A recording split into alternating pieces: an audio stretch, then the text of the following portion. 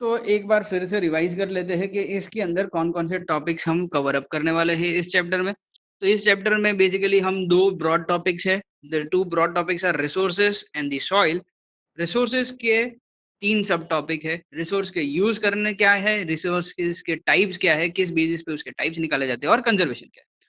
और सॉइल के फिर सब टॉपिक आएंगे कि सॉइल बनता कैसा है, फॉर्मेशन कैसे होता है सॉइल का, फिर सॉइल की प्रकार क्या होते हैं, टाइप्स ऑफ सॉइल क्या है, और कंजर्वेशन, कंजर्वेशन कैसे करेंगे। ओके फाइन, तो चलो आगे बढ़ते हेलो हैं। तो सर, हाँ, ये सिर्फ दो ही है पूरे चैप्टर में क्या दो है? टॉपिक? हाँ, यस, वही तो मैं बोल रहा था कि ये चैप्टर में हमें ये दो टॉपिक पढ़ना है, यही बोला मैंने। मेरे को लगा यस, ये यही। बहुत छोटा है, मेरे को लगा आपने काट दिया कुछ।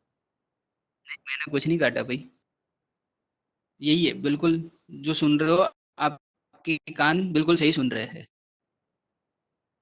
हाँ, तो मैं कल का वही पार्ट थोड़ा सा फटाफट में रिवाइज करा देता हूँ। तो रिसोर्स के यूजेस के बारे में बात कर रहे थे हम।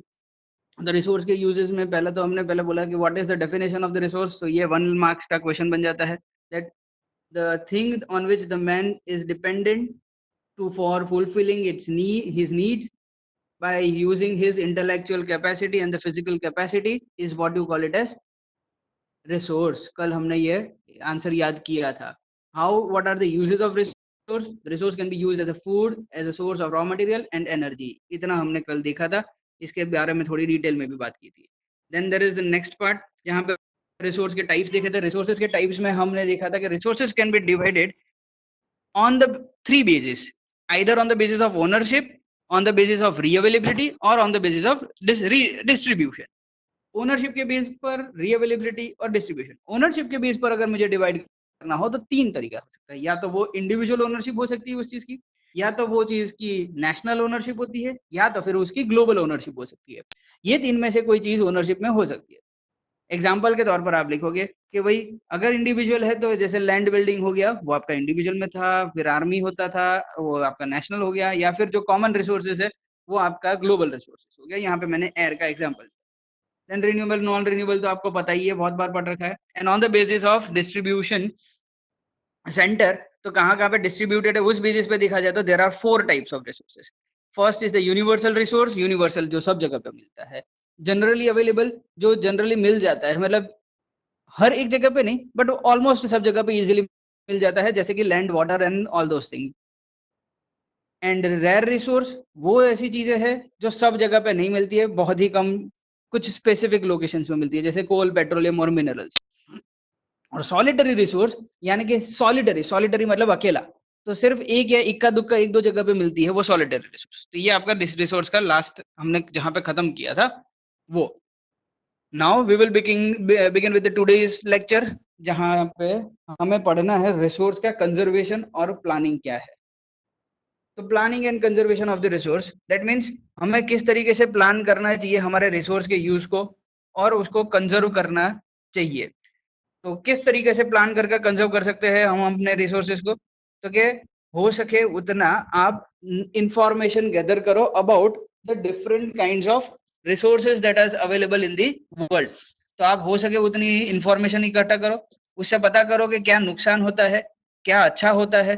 इन सारी चीजों के बारे में इंफॉर्मेशन आप अगर एक बार इकट्ठा कर लोगे तो आपको काफी सारी चीजें समझ में आएगी कि भाई ये रिसोर्स से हमें इतना नुकसान होता है, ये रिसोर्स से हमें नुकसान नहीं होता है, इसको हमें कम यूटिलाइज करना चाहिए या इसको ज्यादा यूटिलाइज करना चाहिए। इस तरीके से आपको धीरे धीरे सारी चीजों के बारे में समझ में आना स्टार्ट हो जाएगा। तो basically the first thing that you need to do is gather information about what, about different resources. कल मैंने एक और चीज बताई थी कि देखो, रिसोर्स के कंजर्वेशन या किसी के भी कंजर्वेशन के बारे में बात आए तो ये चीज तो लिख ही देने की, साइंटिफिक यूज। ठीक है ना? तो साइंटिफिक यूज के बारे में लिख देने का कि भाई जो भी रिसोर्सेज आपके पास है उसका साइंटिफिक यूज करो। Scientific use of the non renewable resource. Non renewable क्या होते हैं वो तो पता ही है आपको, जिन चीज को हम वापस से रीयूज नहीं कर पाते। Just a minute, give me 2 minutes, मेरे को प्यास बहुत जोरों से लग रही है। 2 मिनट में। Yes everyone. हाँ, आप लोग मत चले जाना, आप लोग यहीं पे हो ऐसा मैं मान के स्टार्ट करता हूँ। तो scientific use of the non renewable resource, तो जो भी नॉन रिन्यूएबल रिसोर्स है उसके पीछे साइंटिफिक स्टडी कीजिए, हो सके उतना कॉशियसली यूज कीजिए, रैशनली यूज कीजिए, जुडिशियसली यूज कीजिए। See these are some of the keywords that you need to remember. The keywords are judicious use, ठीक है, साइंटिफिक यूज, रैशनली यूज कीजिए।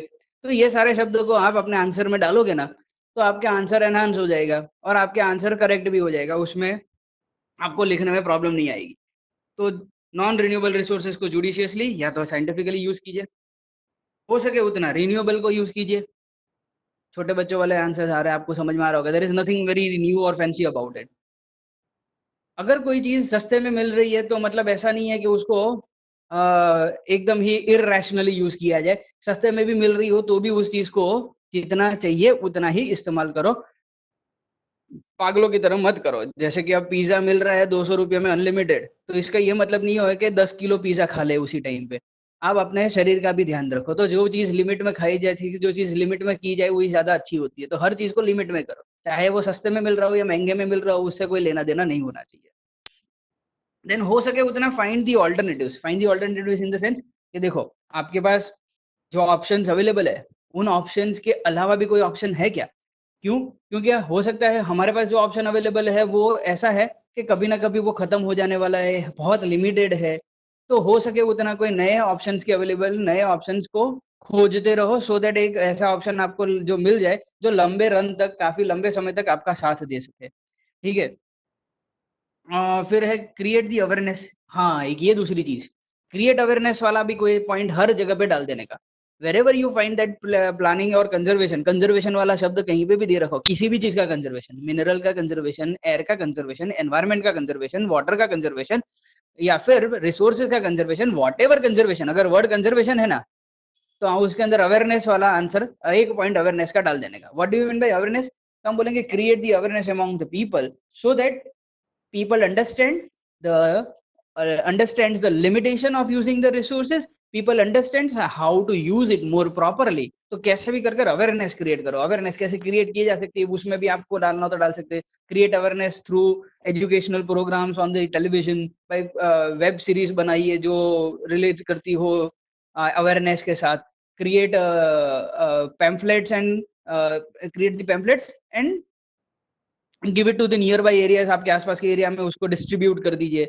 देन यू कैन ऑल्सो, मतलब ये तो मैंने मतलब टेलीविजन वाला पार्ट हो गया, रिटर्न पार्ट हो गया। न्यूज़पेपर में बांटिए, न्यूज़पेपर में उसके बारे में लिखिए। तो do something so that masses तक आपके आइडियाज पहुंच सके। तो create awareness regarding the resources, create awareness regarding how to use the resources scientifically and rationally.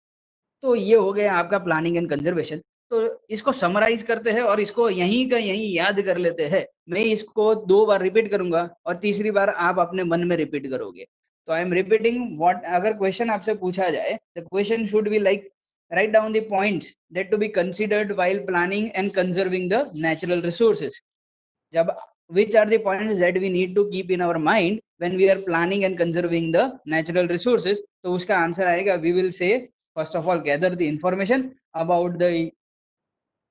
information about various resources that are being used and which can be used।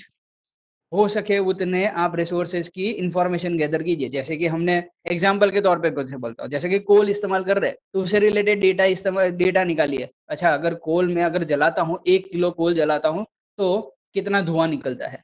Okay, धुआं तो निकल रहा है। What is the content of the air? इस air के अंदर क्या क्या है?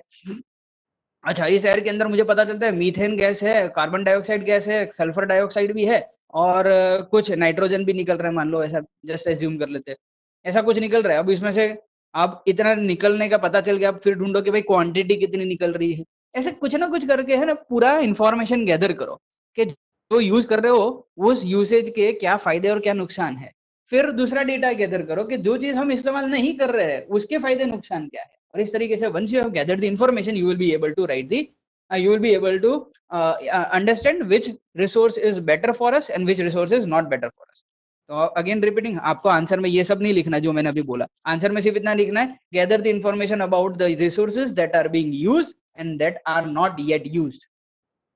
Number 1, understood? Gather the information about the resources that are used and also the resources which are not used today.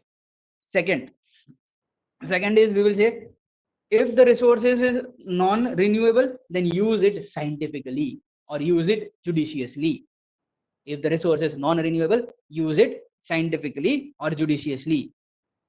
If possible, replace the use of non-renewable with a renewable resource. Third point bola. Third point is, if possible, replace the use of non-renewable resource with a renewable resource.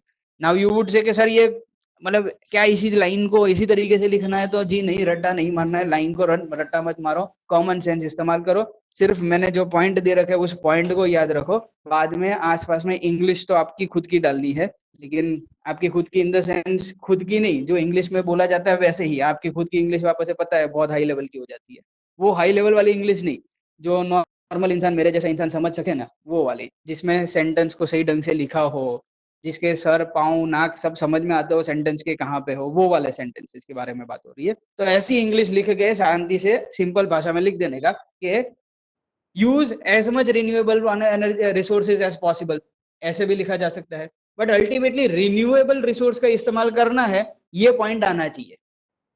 ठीक है, तो तीसरा point हो गया use renewable resource. चौथा point हो गया even if the resource is available cheaply, do not use it इररेशनली।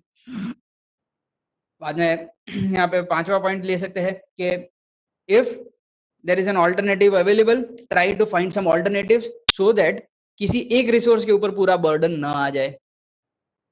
आखिरी पॉइंट है create awareness, create as much awareness as possible regarding the usage of the resources. There is one more point that you can add, government से relate करता है, कह सकते हैं government can create a law for the usage of the resource. तो government ऐसे law होते हैं, काफी लॉ बनाती है जिसमें वो ऐसे मतलब काफी सारे यूसेज, काफी सारी रिसोर्स को इस्तेमाल करने से रोकती है, या फिर काफी सारे रिसोर्सेज को कैसे इस्तेमाल करना उसके बारे में बताती है। तो ये हिसाब से आपका आंसर याद हो गया होना।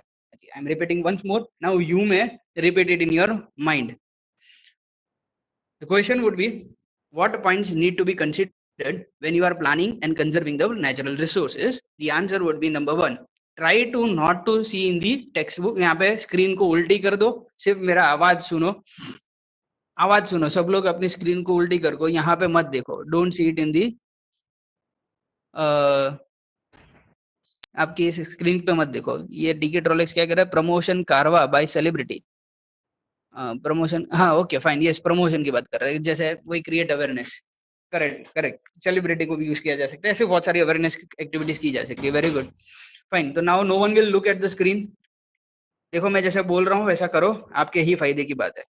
Don't see in the screen, हो सके वो स्क्रीन को देखे बिना ही आंसर देने की ट्राई करो। पहला पॉइंट क्या था याद करो, I am giving you 2 seconds, आपके दिमाग में याद करो, अगर याद आ जाता है तो very good. The first point was, it was gather the information, fine, gather as many information, as much information is available about the different kinds of resources.